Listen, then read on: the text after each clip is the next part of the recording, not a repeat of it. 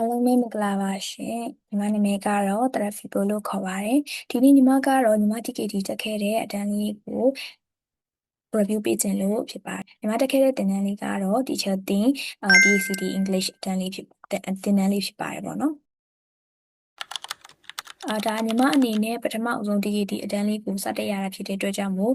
ညီမအနေနဲ့စိုးရိမ်စိတ်တွေရှိခဲ့တယ်။ဘာဖြစ်လို့ကိုကဒီ TKT စာရင်းနဲ့လည်းကိုကမရင်းနှီးသေးဘူးအကျွမ်းတော်မရှိသေးဘူးပေါ့နော်။အဲ့တော့ကိုကတင်တန်းတက်လို့ရှင်ကိုနားလဲပါမလားပေါ့နော်။အဲ့ဒါလေးတော့နည်းနည်းစိုးရိမ်ဖြစ်ခဲ့တယ်။ပဲ teacher daddy ကနေပြီးညီမတို့ကိုဒီ TKT exam တွေ TKT format နဲ့ဒီအမှတ်ပေးစည်းမျဉ်းအကြောင်းတွေကိုအရင်ဆုံးရှင်းပြပေးတယ်ပေါ့နော်။ဒီမှာစာမတင်ခင်မှာလည်းအရင်ဦးဆုံးဆရာကနေပြီးတော့ဒီ brainstorming questions တွေ topics တွေနဲ့ညီမတို့ကိုအမြဲ discuss လုပ်ခိုင်းတယ်အဲ့ဒါကြောင့်မလို့ပေါ့နော်ညီမအနေနဲ့ရန်ပေါ့နော်ဒီစာတွေနဲ့ကို reflect ဖြစ်လာအောင်တော်တော်စဉ်းစားခဲ့ရတယ်ပေါ့နော်အတန်းထဲမှာလည်း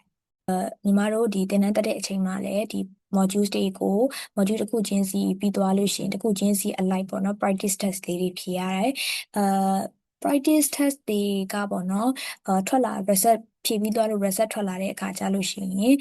ကိုယ့်ရဲ့ထွက်လာတဲ့ score အလိုက်ဆရာကနေပြီးတော့ဒီကိုဘယ်လောက် band ဘယ်လောက်ရနိုင်မလဲဆိုတာကိုဆရာကနေပြီးတော့ feedback ပြန်ပေးတယ်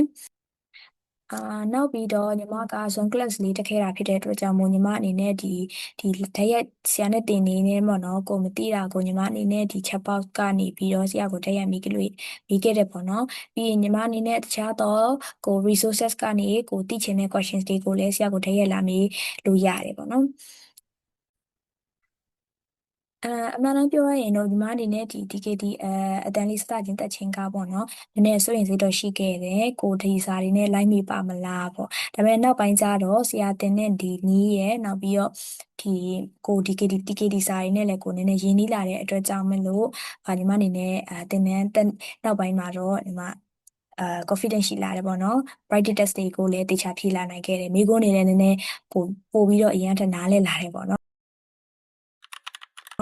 အဲ့တော့ကိုကဒီ TKT exam ကိုဖြေဖို့ရွေးချက်ရှိတယ်ဆိုလို့ရှိရင်တော့ညီမကဒီ teacher တင်အတန်းလေးကိုလာခဲ့ဖို့ညီမကအကြံပြုချင်ပါတယ်ရှင်ညီမဗီဒီယိုလေးကိုစောင့်ကြည့်ပေးတဲ့အတွက်ကြောင့်မလို့ကျေးဇူးတင်ပါတယ်ရှင်ကိုရဲ့ TKT ဖြေတဲ့ exam မှာ band score ကောင်းကောင်းအများကြီးထွက်ပါစေလို့ညီမကဆုတောင်းပေးလိုက်ပါတယ်ရှင်